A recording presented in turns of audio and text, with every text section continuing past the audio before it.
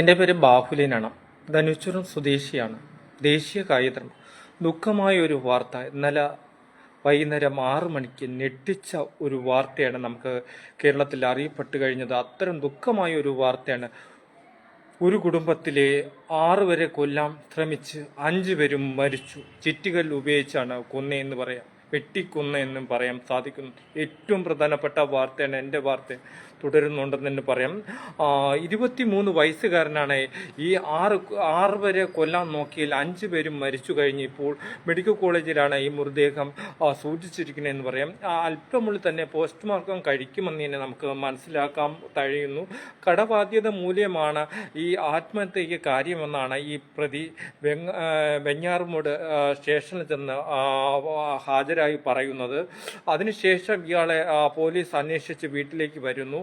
അപ്പോഴും ഇവർ മരിച്ചു കിടക്കുന്നതാണ് കാണുന്നത്. ഉമ്മയെ രാവിലെ കഴുത്ത് നെരിച്ച് കൊല്ലാൻ പൈസ ആയിട്ട് കൊടുക്കാത്തതുകൊണ്ട് കഴുത്ത് നെരിച്ച് കൊല്ലാൻ വേണ്ടി കഴുത്ത് നെരിച്ച് കൊന്നെന്ന് വെച്ച് അവർ ഇട്ടിട്ട് അവിടെ കഥവും പൂട്ടിയിട്ട് പോയിട്ടാണ് പാങ്ങോട് പോയി അമ്മച്ചി കൊല്ലുന്നത് എന്ന് പറയാം. ആ ചിറ്റികല്ലുകൊണ്ട് അടിച്ചു കൊന്നതിന് ശേഷമാണ് 3 വീട്ടിലായിട്ടാണ് 5 പേരെ കൊന്നതെന്ന് നമുക്ക് മനസ്സിലാക്കാൻ കഴിഞ്ഞത്. സ്വന്തം അനിയനെ പോലും സഹോദരനെ പോലും 13 വയസ്സായ കുട്ടി സ്കൂളിൽ പോയിട്ട് ബസ് ഇറങ്ങി വരുന്നു. അതിനുശേഷം ആ കുട്ടി വീട്ടിലേക്ക് പോകുന്നു. അതിനുശേഷം അടുത്തുള്ള കടയിലുള്ള അവരെ നോക്കിക്കഴിഞ്ഞു. അതിനുശേഷം ഇവൻ്റെ ബൈക്കിൽ കയറ്റി 23 വയസ്സുകാരൻ്റെ ബൈക്കിൽ കയറ്റി അനിയനുമായിട്ട് പോകുന്നു. അതിനുശേഷം അനിയൻ ഒരു ഓട്ടോയിലേക്ക് വന്ന് ഇറങ്ങുന്നു. അതിനുശേഷം ഒരു കയ്യിലൊരു പൊതി ഉണ്ടായിരുന്നു. അതിനുശേഷം വീട്ടിലേക്ക് പോകുന്നു. അതിനുശേഷം അനിയനെയും കൊല്ലുന്നു. അതുപോലെ കാമുകിയെ എന്ന് പറയുന്ന കാമുകിയെയും കൊല്ലുന്നു. തലയിൽ അടിച്ചാണ് കൊല്ലുന്നതെന്ന് പറയാം.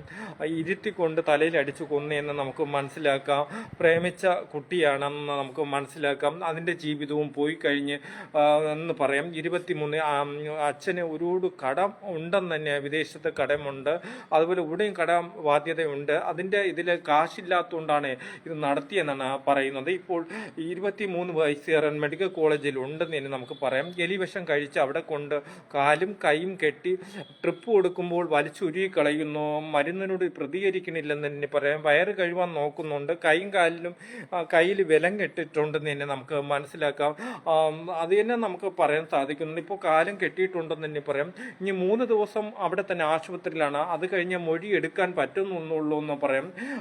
നമുക്ക് പറയാം. ബാക്കി അവിടെ എത്തിയിട്ടുണ്ടെന്ന് തന്നെ നമുക്ക് മൊഴിയെടുക്കാൻ എത്തിയിട്ടുണ്ട്. പോലീസ് അവിടെ ഉണ്ടെന്ന് തന്നെ പറയാൻ സാധിക്കുന്നു. വയറ് കഴിവാൻ വേണ്ടിയുള്ള ശ്രമമാണ് ഇപ്പോൾ നടക്കുന്നതെന്ന് പറയാം. എലിവിഷം ആണ് കഴിച്ചിട്ടുള്ളതെന്ന് പറയണം. അതും 3 ദിവസം പിടിക്കുമെന്ന്, പതുക്കെ ശരീരത്തിൽ അത് പിടിക്കുകയുള്ളൂ എന്ന് തന്നെ പറയാൻ സാധിക്കുന്നുണ്ട്.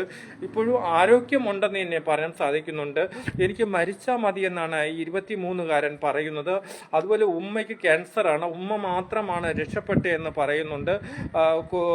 മെഡിക്കൽ കോളേജ് ആശുപത്രിയിലാണ് വെഞ്ഞാറുമൂട് നമുക്ക് മനസ്സിലാക്കാൻ കഴിഞ്ഞിരിക്കുന്നുണ്ട്. ക്യാൻസർ രോഗം ബാധിച്ചതിന് ശേഷം അവർ 3 കൊല്ലം കൊണ്ട് ചികിത്സയിലായിരുന്നെന്ന് നമുക്ക് പറയാൻ സാധിക്കുന്നു. അതിനുശേഷമാണ് അവർ മാത്രമാണ് ഷാളിർക്ക് കൊല്ലാൻ നോക്കിയിട്ടും രക്ഷപ്പെട്ടെന്ന് നമുക്ക് മനസ്സിലാക്കാം. 5 പേരും കൊല്ലപ്പെട്ട് ചിറ്റികല്ല് ഒരു കടയിന് ഒരു ജ്വല്ലറി ചെന്ന് പൈസ വാങ്ങിക്കുന്നു. അവിടെ നിന്ന് വാങ്ങിച്ചതിന് ശേഷമാണ് ചിറ്റുകല്ല് വാങ്ങിക്കുന്നത്. അത് വാങ്ങിച്ചുകൊണ്ട് വന്നാണ് ഇവരെല്ലാം കൊല്ലുന്നതെന്ന് നമുക്ക് പറയാൻ സാധിക്കുന്നുണ്ട്. ഏറ്റവും പ്രധാനപ്പെട്ട വാർത്ത, ഒരു ദുഃഖമായ നാട് ഇതുവരെ ഇങ്ങനെ ഒരു സംഭവം നടന്നിട്ടില്ല. അതുപോലെ 2025 തിരുവനന്തപുരം നഗരത്തിലാണ് ഏറ്റവും കൂടുതൽ കൊല നടക്കണമെന്ന് നമുക്ക് മനസ്സിലാക്കാം. 2025 നമുക്ക് മനസ്സിലാക്കാം. വെള്ളറട കൊലപാതകം, നെയ്യാറ്റിങ്കര കൊച്ചിനെ എറിഞ്ഞു കൊല്ലുന്നത്, ബാലരാപുരത്ത് കൊച്ചിനെ എറിഞ്ഞു കൊല്ലുന്നത്, അത് മാത്രമല്ല നമുക്ക് നിരവധി കൊലപാതകങ്ങൾ നടന്ന സ്ഥലമാണെന്ന് പറയാം തിരുവനന്തപുരം ജില്ലയിൽ. ഇതും തിരുവനന്തപുരം ജില്ലയിലെ വെഞ്ഞാറുമൂട്ടാണ് കൊല നടന്നതെന്ന് പറയാം. 3 വീട്ടിലായിട്ടാണ് 5 പേരെ കൊന്നതെന്ന് നമുക്ക് മനസ്സിലാക്കാം. ഏറ്റവും പ്രധാനപ്പെട്ട വാർത്തയാണ്, ദുഃഖമായ ഒരു വാർത്ത. ഇനി പോസ്റ്റ്മോർട്ടം കഴിഞ്ഞ് ബന്ധുക്കൾക്ക് ബോഡി വിട്ടുകൊടുക്കുമെന്നാണ് പറയുന്നത്. എല്ലാവരും പോലും ഇപ്പോൾ ആ വീട്ടിൻ്റെ പരിസര പെഞ്ഞാർമൂട് നിറഞ്ഞ് ജനങ്ങളെ കൊണ്ട് രണ്ട് ഭാഗത്തും നിറഞ്ഞ് കവിഞ്ഞിട്ടുണ്ടെന്ന് പറയാൻ നടിക്കുന്നു. പോലീസ് ഭാഗത്ത് എത്തിയിട്ടുണ്ടെന്ന് തന്നെ പറയാം. 3 വീട്ടിലായിട്ടാണ് ഇവർ 5 പേരെയും കൊന്നതെന്ന് നമുക്ക് മനസ്സിലാക്കാൻ കഴിഞ്ഞിരിക്കുന്നുണ്ട്. ഇത്രയുമാണ് അവിടെ നിന്നുള്ള വിവരങ്ങളെന്ന് നമുക്ക് ദുഃഖമായ ഒരു വാർത്തയാണ്. ഇങ്ങനെ ആശുപത്രിയിലാണ്, അച്ഛൻ വെളിയിലാണെന്നാണ് പറയുന്നത്. ഉമ്മയുടെ ജീവൻ മാത്രമേ ഇനി ഉള്ളൂ എന്ന് തന്നെ പറയാം. സ്വന്തം സഹോദരനെ പോലും 13 വയസ്സായ കുട്ടിയുടെ ലാളിതമായ 9ാം ക്ലാസ് പഠിക്കുന്ന കുട്ടിയെ പോലും സ്നേഹിച്ചിരുന്ന കുട്ടിയും പോലും കൊന്നിരിക്കുന്നു. ഇവരെ എല്ലാവരും സ്നേഹകനാണ്. ഈ ഉമ്മ 85 വയസ്സായ ഉമ്മയുടെ ഏറ്റവും 23 വയസ്സിനെ ജാളിച്ച് വളർത്തിയായിരുന്നു വീട്ടുകാരെല്ലാം. ഇവനെ വളർത്തിയതാണ്. അവസാനം അവരെയും കൊന്നെന്ന് തന്നെ നമുക്ക് മനസ്സിലാക്കാം. കുടുംബങ്ങളിലുള്ളവരെ എല്ലാം കൊന്നു കഴിഞ്ഞിരിക്കുന്നു നമുക്ക് മനസ്സിലാക്കാം. അത്തരമായ ഒരു ദുഃഖമായ ഒരു വാർത്ത, ഞെട്ടിക്കുന്ന വാർത്തയാണ് കേരളത്തിൽ നമുക്ക് അറിയപ്പെടുന്നതെന്ന് പറയാം. ഇതുവരെ ഇങ്ങനെ ഒരു സംഭവം 23 വയസ്സുകാരൻ ഇത്ര ഒരു കൊലപാതകം ചെയ്യുമെന്ന് ആർക്കും പ്രതീക്ഷയില്ലായിരുന്നു. ഇങ്ങനെ ഒരു കൊലപാതകം ചെയ്യാനുള്ള കാര്യം കേട്ടപ്പോൾ കടബാധ്യത മൂല്യമാണ് കൊലപാതകത്തിന് ഒരുങ്ങിയത്. ഇത്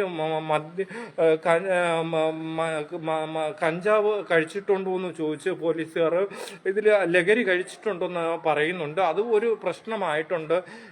NDM കഴിച്ചിട്ടുണ്ടോ എന്നും ചോദിച്ചിരിക്കുന്നുണ്ട്. അത്തരം നടപടികളിലേക്ക് തന്നെ പോകുന്നുണ്ട്. അങ്ങനെ ഒരു കൊലപാതകമാണ് നടന്നത്. ഇനി പോസ്റ്റ്മോർട്ടത്തിന് ശേഷം ബന്ധുക്കൾക്ക് ബോഡി വിട്ടുകൊടുക്കുമെന്ന് തന്നെ പറയാൻ സാധിക്കുന്നത്.